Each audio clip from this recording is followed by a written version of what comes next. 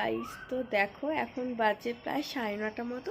আর আমি জাস্ট এই একটু আগেই ঘুম থেকে উঠেছি। তো চলো আজকের ব্লগটা তাহলে এখন থেকেই শুরু করছি। আর আজকে পুরো মেঘলা আকাশ সকাল থেকেই দেখছি। কালকে তাও হালকা হালকা একটু রোদ ছিল। আর কাল হচ্ছে কি সরস্বতী পুজো, তো কালকে ওয়েদারটা কেমন থাকবে কি জানি, মনে হচ্ছে মেঘলাই ওয়েদার হবে। ওই যে পুকুরের পাড়ে দেখতে পাচ্ছ একটা প্যান্ডেল হয়েছে, তো ওটাই হচ্ছে আমাদের পাড়ার সরস্বতী পুজোর প্যান্ডেল। তো কালকে যেহেতু সরস্বতী পুজো, তো দেখতেই পাচ্ছে প্যান্ডেল হয়েই গেছে, কিন্তু ঠাকুর এখনো আসেনি। ছোট করেই পুজোটা হয়, তো প্যান্ডেলটা দেখতেই পাচ্ছ ছোটোর উপরই হয়েছে। কালকে ছাদের ফুল গাছগুলো দেখাচ্ছিলাম, তো চলো আজকে নিচের গাছগুলোকে দেখাই। তো দেখতেই পাচ্ছ এটা একটা কুল গাছ, যেটা একটা টবের মধ্যেই হয়েছে। আর কুলগুলো কিন্তু বেশ বড় বড় সাইজের হয়েছে।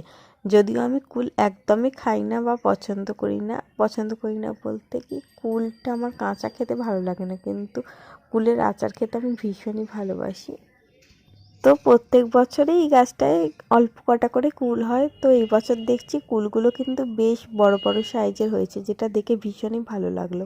এবার তোমাদেরকে নিচের গোলাপ ফুলটা দেখাবো। তো ছাদে তো দেখতেই পাচ্ছিলে অনেকগুলো রেড রেড গোলাপ ছিল। তো এখানে যেটা রয়েছে এটা পুরো সাদা গোলাপ, আর এটা দেখতে কিন্তু আরো বেশি সুন্দর লাগছে, দেখো তোমরা নিজেরাই। এখন বাজে 12:30 মতো। তো মা গেছে এখন বাজারে, কারণ আমাদের যেহেতু গোটা সেদ্ধ আছে, তো তার জন্যই বাজার করতে গেছে। আর আমাদের হচ্ছে কি সরস্বতী পুজোয় নিরামিষ হয়, সেই জন্য আজকেই মাছ খাওয়া হবে। তো বাবা গেছে এখন মাছ আনতে। বলতে বলতেই বাবা মাছ নিয়েও চলে এসেছে। তো এটা মা এসে রান্না করবে, তো আমি এখন এটাকে ঢাকা দিয়ে রেখে দেবো। আর বেশ অনেকটা বেলাও হয়ে গেছিলো, তো এবার তো চানটা করে নিতে হবে। তো দেখো তার জন্য কলেতে জলও এসে গেছে, তো জলটা বালতিতে ভরে নিচ্ছি। তো আমাকে দেখে বুঝতে পারবে না যে আমি চান করে এসেছি এখন, কারণ মাথাটা ভেজাইনি, কারণ বাইরে এখন খুব বৃষ্টি শুরু হয়ে গেছে।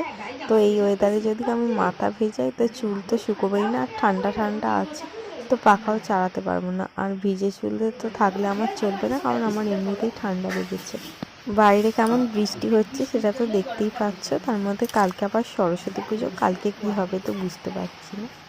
আজকে সন্ধেবেলা, মানে সন্ধে বলতে কি একটু ওই রাতের দিকেই আমার বর চলে আসবে। তো কাল যেহেতু সরস্বতী পুজো, তো আজকেই চলে আসবে। তো দেখো বলতে বলতে ও এসে হাজিরও হয়ে গেছে। রাতের দিকে বেরিয়েও আবার দেখো কিসব মাংস টাংস কিনে এনেছে, কারণ এখানে এলে ওর খাওয়ার ইচ্ছা আবার অনেক গুণ বেশি বেড়ে যায়।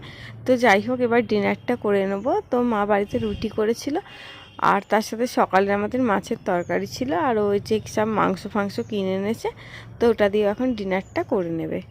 তো এত কিছু খেয়ে ওর হয়নি। রাত্রে 11টার সময় ওর আবার তন্দুরি চিকেন খেতে ইচ্ছা হয়েছিল, তাই সুইগি থেকে অর্ডার করেছিল। তো দেখো এখন অর্ডারটা দিয়ে গেল। ও খেতে থাক, আর চলো আমি ব্লগটা এখানেই শেষ করছি। সবাই ভালো থেকো, টাটা, গুড নাইট।